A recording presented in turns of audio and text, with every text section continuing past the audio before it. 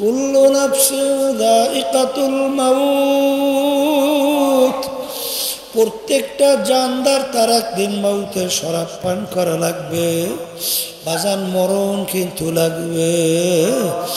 এ বড় লোক আমার বাবারা, হে ক্ষমতা সম্পন্ন আমার বাবারা, এ দুনিয়ার বিভিন্ন দলের সঙ্গে দুনিয়াদার মানব রচিত তন্ত্র মন্ত্র যারা বাস্তবায়ন করতে চায় তাদের সঙ্গে জড়াইয়া দল করো, আর পরিচয় দেয় আমি অমুক অমুক দলের অমুক। একটু মাঝে মাঝে চক্ষু বন্ধ করে মোরাকাবা করো। যেদিন তোমার ভিতর থেকে রুহটা বের হবে, এখন তাকাইয়া দেখো তোমার কবরের তাগার চাবি কাইটা নিয়ে যায়, তোমাকে সাদা তিন কাপড় দিয়া পেঁচ দেয়। এখন তুমি মনকে বুঝাও যে কই আমার টাকার গরম, কই আমার ক্ষমতার গরম, কই আমার নেতাগিরি, কই আমার দলের গরম, কই এখন তো আমি একটা কাপড়ের লাশ পেঁচাইয়া পইরে আছি, কই এখন তো আমার কোনো ক্ষমতা নাই। আহারে এখন দুনিয়ার সব কিছু দুনিয়ায় পইরা থাকবে। আরে আমি তো যাদের জন্য, যেই সম্পদের জন্য, যাদেরকে খুশি করার জন্যে ধারাকে সারাগার মনে না কইরা, হারামকে হারাম মনে না কইরা, আরে ঘুষকে ঘুষ মনে না কইরা, সুদকে সুদ মনে না কইরা, ক্ষমতার বলে দলের গরমে সাদাবাজি টেন্ডারবাজি জুলুম কইরা, মিথ্যাবাজি কইরা, মানুষকে মাইরা জুলুম কইরা সেই সম্পদ গুছাইলা, এখন তো দেখি এত টাকা রাখবা কোথায়, কাপনে যে পকেট না, এত টাকা রাখবা কোথায়, কাপনে যে পকেট না। এ দুনিয়াদার পাগল আমার বাবারা, আমার দাদাজান রহমাতুল্লাহি আলাইহির বয়ান, দাদাজান বলতেছিলেন এক ডিসি তাদেরকে বলতে কালেক্টর, হে কালেক্টর আপনারা কি মশারি টাঙ্গা? বলে হুজুর মশারি টাঙ্গাই কেন? বলে হুজুর মশায় কামড়ায়। দাদাজান বলতেছিলেন কালেক্টর আপনাদেরকে তো পাহারাদাররা বন্দুক নিয়ে পাহারা দেয়, ওই বন্দুক কি মশায় ভয় পায় না? তখন কালেক্টর বলে হুজুর মশায় বন্দুক ভয় পায় না। তখন দাদাজান বলে কালেক্টর আজকে সাধারণ একটা মশা তোমার বন্দুক ভয় পায় না, আর তুমি যদি বেনমাজি হারাম কর সুদ কর ঘুষ করাইয়া আমার মালিকের কবরে যাও, ওই কবরের 99 সাপ তোমাকে ভয় করবে।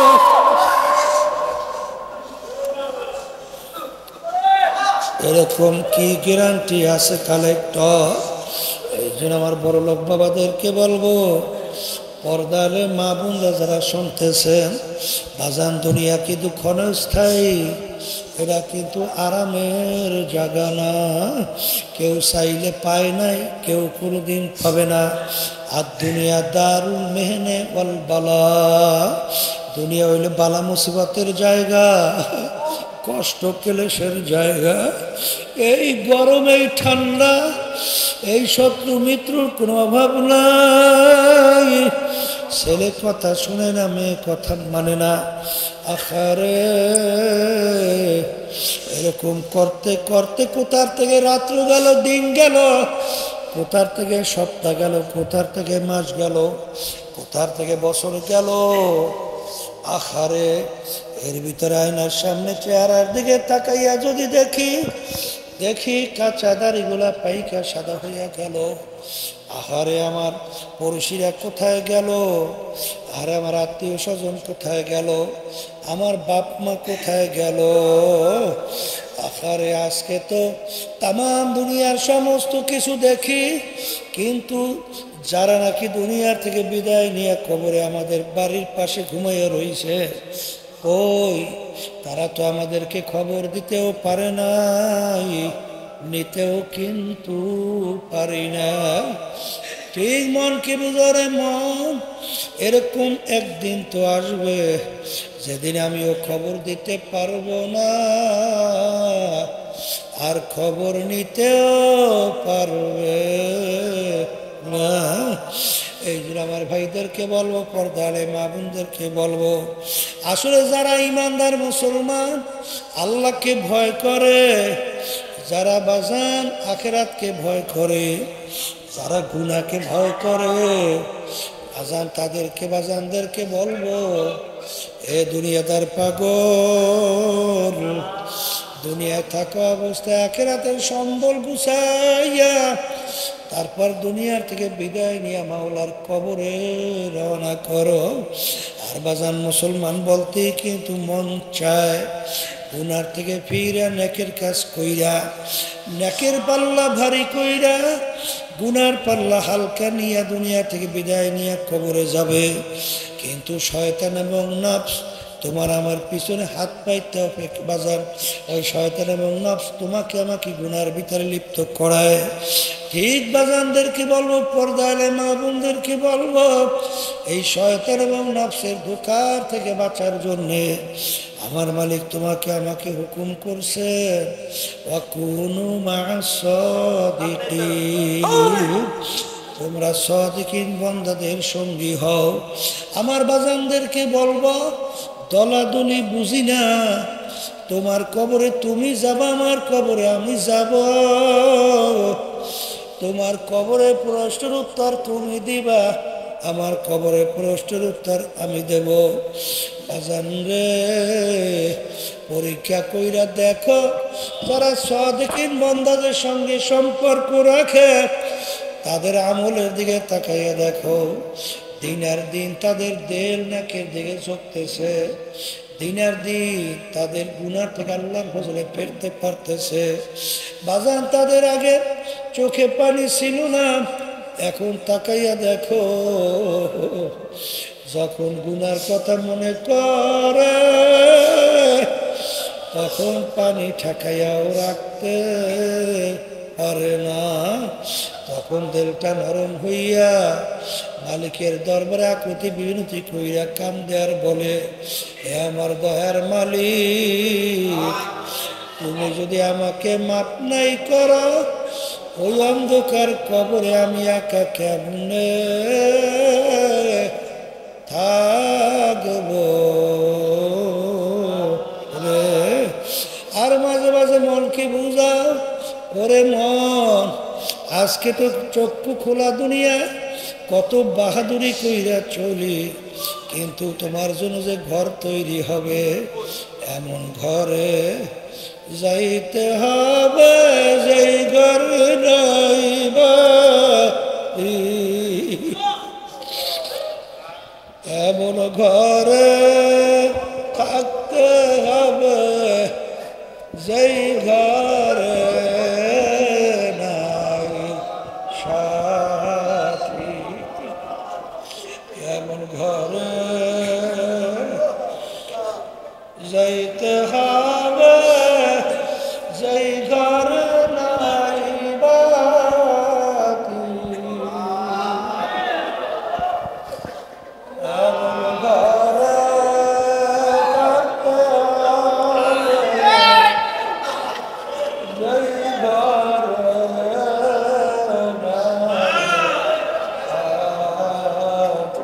যেই ঘরে আল্লাহর ওলিদের ইতিহাস পড়িয়া দেখেন, সাহাবায়ে কেরামের ইতিহাস পড়িয়া দেখো,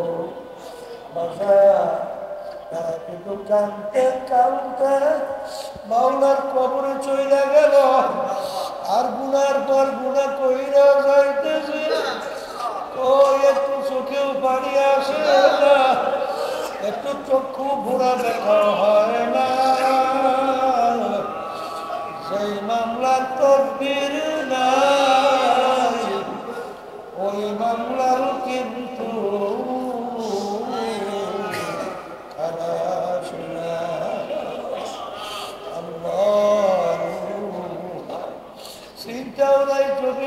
নাই শেখ সাদি রহমাতুল্লাহি আলাইহি মালিকের দরবারে হাজারি করে আর বলে কারিনা বেবাবুশায়র হারমা ইহাস্তা মাসিরা তামান্না হাওয়া আমার দয়ার আপনাকে আমার দিকে দয়াময় করে তাকে দেখে আমার জিঞ্জিরের ভিতরে আটকে তোমার রহমতের নজর যদি না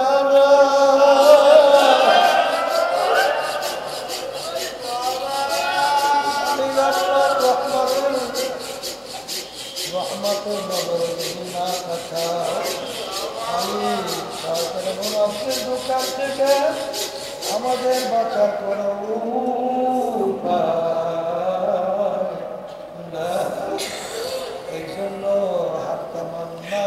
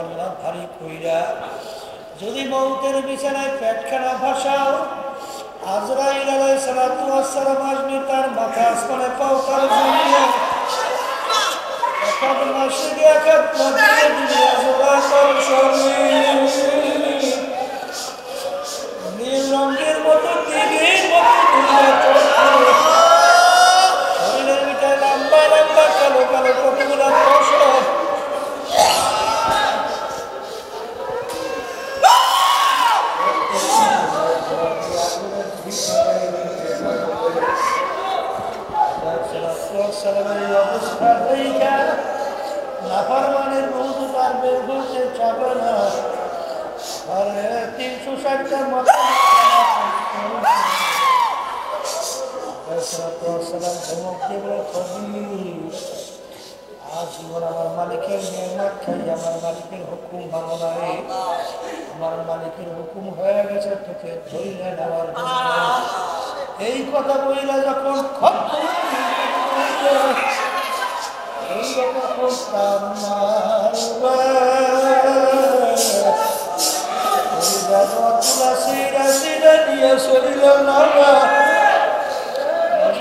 এখন দুনিয়ার অবস্থা তাকাইয়া দেখো।